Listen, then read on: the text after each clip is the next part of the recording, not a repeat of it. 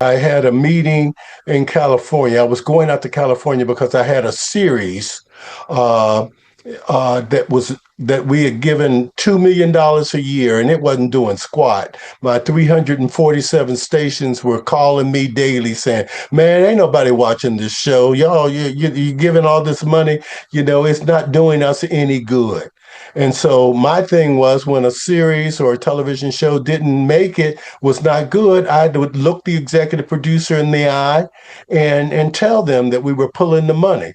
This series was produced out of California. It was unfortunately a brother.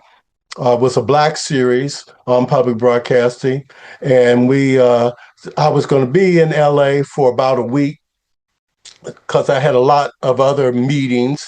So I flew on out. Had called the executive producer, told him that I needed to have dinner with him. He picked me up at the airport and drove me to my hotel. And I said, okay, I'll see you tonight. I'm sure he knew why I was there. He knew that he had a dud of a series on his hands. It wasn't working. He knew why I was there. So had been gotten in a hotel room. I had only been in there maybe 45 minutes. I was hanging up my suits because, as I said, I was going to be there about a week. When there was a knock on the door, I opened the door, and there was two women. There was a sister and a blonde, both statuesque, both beautiful, just absolutely stunning. The blonde had on a skirt that was closer to a belt than it was a skirt. And remember that like it was yesterday.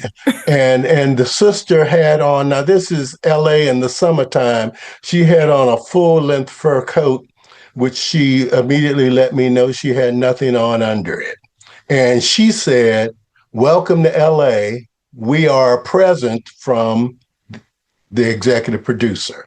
Please don't fire me." And I looked and I said, "Now I had been on travel for a long time. I had been away from my wife for a long time, and I just said, oh." And I don't know where the energy or the imperative came from, but I said, "You turned it down." I think that's when the Lord hit you there. Boom! When you turned that down, I was like, I said, tell blank that I'll see him at dinner tonight, and I shut the door. Yeah, Lord, not a half an hour later, another knock on the door. I said, "Two more?" Open the door, and this was like out of an old movie. A cameraman burst into my room, and he was taking flashes of everything that he could, as quickly as possible. But it burst into my room. And what it turns out is that they were trying to set you up.